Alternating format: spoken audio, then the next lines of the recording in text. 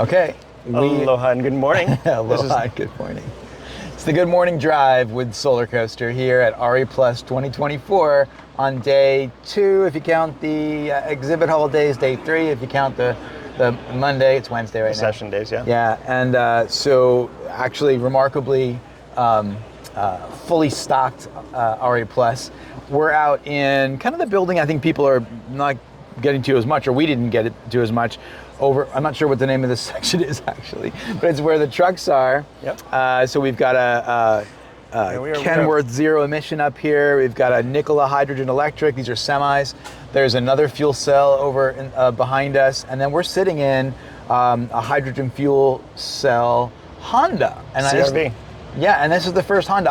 My buddy has a Hyundai, and there's like something like 30 on the market in the country. He's got one here in Manhattan Beach, and we were driving it the other day, and it was super cool. He was telling me about how he refuels it. There's one station nearby. Yep. What an exciting prospect to see hydrogen fuel cell cars come to market. Now, in full candor, we just saw this and jumped in it, but you can see a little bit of the interior dash.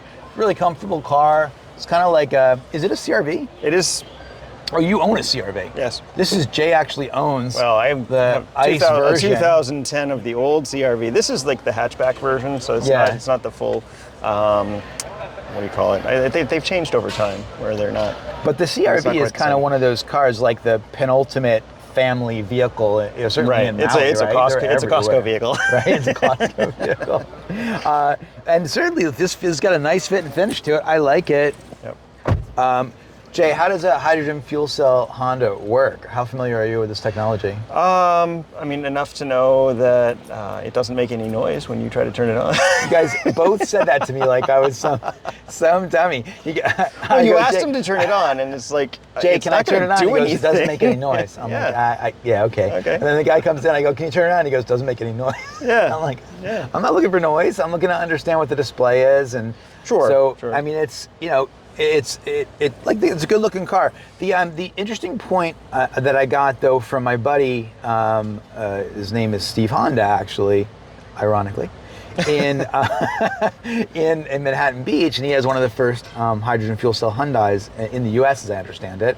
He got a great deal on it too. It was like stacking incentives across the board. You wouldn't believe how little he paid for this thing. But he was telling me that it has. It's very quick to refuel, obviously. Yep. Right. Yep. And that's one of the benefits that have been lauded over the years. And then I think he's actually, it wasn't very expensive. He gave me some numbers on the fuel costs. I can't remember them off the top of my head. Mm-hmm. We just popped in here. But also range. I think the tank range was very long. He was able to get a lot out of it. So the overall range of a tank and then the quick refillability was kind of like, I guess, the value propositions. Right. Yeah. Well, that's always the big conversation. It's like, I can have an EV, but then it's going to take me 40 minutes at least wherever I stop. Pardon. To finish and to actually refuel. So I mean, if you're going shopping or something, it's actually it's worthwhile. But if you're on a road trip, you can't stop at a rest stop for 40 minutes and just putter around and wait. So something like the hydrogen technology really makes a lot of sense in those scenarios. Certainly better than trying to bolt and unbolt giant batteries or whatever else. Swappable battery pack that has gone away. Yeah. That's one of the major reasons why I really like hydrogen as a storage medium, even though it has its issues. Well, you get production. Yep. And then you have transportation of the fuel, storage and of then it. distribution of it, and storage of it, right? Storage of it. And I guess, with production, we looked at an electrolyzer, a PEM electrolyzer from SunGrow earlier in the show. Yep. We know some other guys, Cummins in the electrolyzer business. And then, of course, we're familiar with groups that are in production presently and trying to, Wenatchee, Washington's Public Utilities District, Douglas Public Utilities District has that 5 megawatt electrolyzer, Run a River project, and they're producing clean, green hydrogen. If we want to still use the color chart, but it's clean in terms of carbon character, I think is how they're trying to define it now. Sure. But that's being transported to another location for actual, hydrogen distribution. So that's kind of how it needs to happen, I guess. And then in terms of consumption, we've got guys like Switch, the ferry system in the hydrogen in the San Francisco Bay Area, made by All American Marine. Yep. That's actually a hydrogen fuel cell ferry that's operating present day in the San Francisco Bay Area. And those are the big ones. Like you're talking ferry systems, whatever. Like these are things they need to turn these vehicles around quickly. You know, you get to a port, you unload cargo, whether it's people, vehicles, or actual cargo. But then you need that refueling thing needs to happen quickly. And hydrogen currently is really the only way. So there are battery ferries, but the hydrogen there, I think, is even more impactful than regular road cars. Well, the battery ferry system up in Niagara, for example, we were on that with the president of Maid of the Mist, and that's a great system. But of course, he's got like a 6 or 11 minute trip. It's like a 6 out and a 6 back.